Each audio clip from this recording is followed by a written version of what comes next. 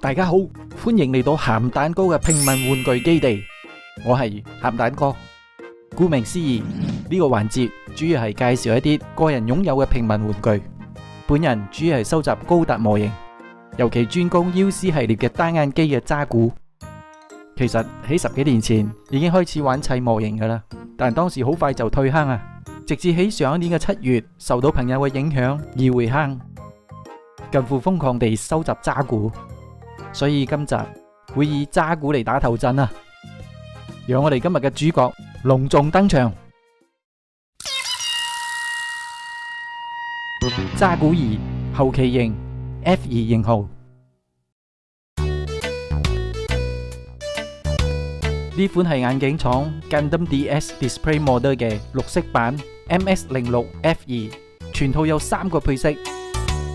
係一款1:144比例嘅成品模型，材質係 ABS 膠料，配件有全套武裝，譬如 120mm 機槍、熱能斧等。另外有2個額外手型，同一個可替換嘅天線指揮官頭。可動性方面非常有限，頭部有簡單嘅水平轉，雙臂算係整體中可動性最高嘅，雙臂可以風火輪啦。手踭都有可動性嘅，拳頭係球形關節，腰部完全不可動，雙腿只能硬直拔企，腳嘅部分分成3節，大腿、小腿同動力管，但由於冇關節嘅構造，所以係完全不可動嘅，導致呢個嘅嘢都只能以擺設為主啊。主體會比一般 HG 聚手，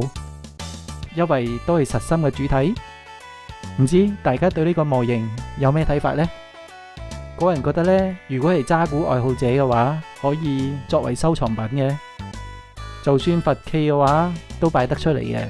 但如果係玩開模型嘅話，係完全冇必要浪費錢去買呢個冇咩可動性嘅古造物，直接等 HG 翻貨好過啦。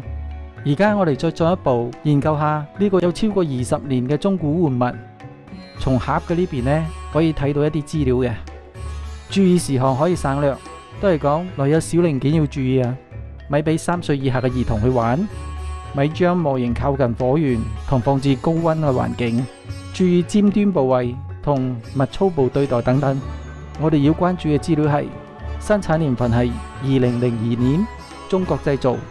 商品為娛樂用途專用商品，唔會喺一般市面上販售，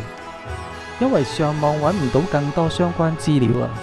即使通過 AI 詢問所得嘅資料都好少，並且係不確定性嘅，估計有可能係抽獎嘅限定非物品，主要通過日本嘅便利店抽獎活動，如一番賞或特定嘅活動贈品形式發放。如果有師兄知道真實嘅資料，歡迎留言指正啊！或者接落嚟我所講嘅資料有錯嘅話，可以隨時留言俾我嘅。先簡單介紹一下呢部機體。MS06 F2 渣古2後期型係自護公國喺一年戰爭末期推出嘅高機動性量產型 MS， 旨在提升原有 F 型渣古嘅戰鬥力。該機體進行咗輕量化處理，增設咗推進器同姿勢制御火箭，提升咗機動性同戰鬥嘅適應性。儘管性能優越，但由於戰爭接近尾聲， F2 型僅有少量投入實戰，大部分被地球聯邦軍接收，成為訓練機或者研究對象，最終促成咗次世代 MS RMS 106高渣古嘅誕生。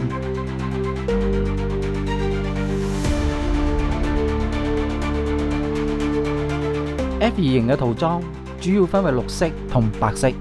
反映咗其所隸屬嘅陣營。青色為自護軍傳統配色，象徵其原始嘅歸屬；而白色就代表聯邦軍接收後嘅重新塗裝，標誌住其新嘅身份。順便俾我嘅 HG 聯邦渣古2 F2 登場一下，呢個人非常喜愛啊，擺喺渣古堆中零舍搶眼嘅。此外，戰後自護殘黨喺資源匱乏嘅情形下，將唔同機體嘅部件拼裝，導致部分 F2 型呈現上下半身塗裝唔一樣嘅現象。進一步體驗咗戰爭嘅殘酷同資源嘅緊張。F2型嘅武裝配置豐富，包括固定武裝如堅盾、MMP 78型120mm 機槍同熱能斧，以及選用武裝如腿部3連導彈夾艙、MMP 80型90mm 機槍、280mm 渣古火箭炮等，適應多種戰鬥需求。其傳感器探測範圍為3200米，180度姿勢變換所需時間為1.7秒，展現出優異嘅戰場反應能力。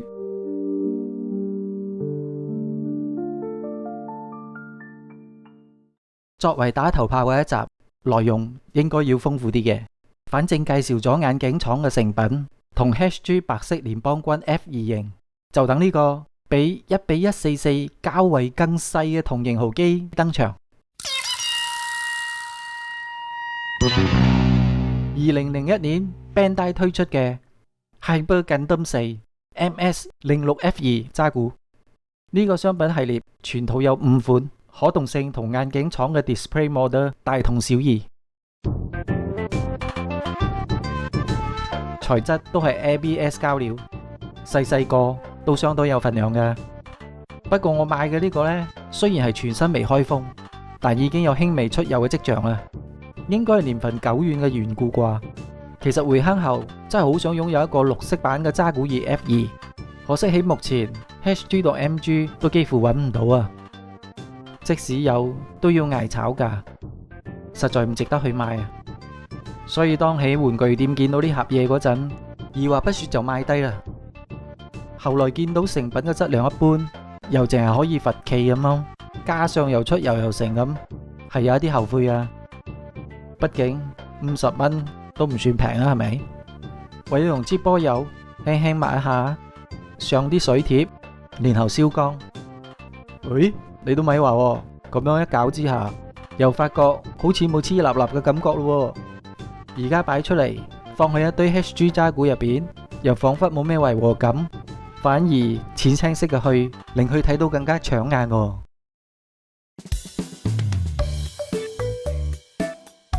好啦，今集嘅渣古二 F2 介紹完畢。順便講一下我自己點解會中意渣古啦。嚴格嚟講，10幾年前開始玩模型嗰陣，係冇實際去砌模型噶，嗰陣都係交由太太去砌，我負責睇說明書，幫佢準備剪件咋。當時我哋咩道具都冇噶，剪件都係用指甲鉗嚟剪噶，成品出嚟會見到好多水口啊。當年對模型呢就冇咩要求嘅，求其塑造出嚟就感到好滿足噶啦，連貼紙都冇黏啊。今次嘅回坑係衝自渣古而嚟，你睇下一個戴住防毒面罩嘅獨眼光頭，一身粗壯並且圓揼揼嘅體態，外露嘅動力管，濃厚嘅軍事風格盔甲，各種獨特嘅元素配合得天衣無縫，渣古就咁樣俘虜咗一個男人嘅心肝仔啊！希望呢個新嘅環節可以繼續營運落去啦。如果你中意嘅話，希望你可以支持一下鹹蛋哥，一個簡單嘅撳讚同留言都係我製作落去嘅動力。我哋下集再見，拜拜。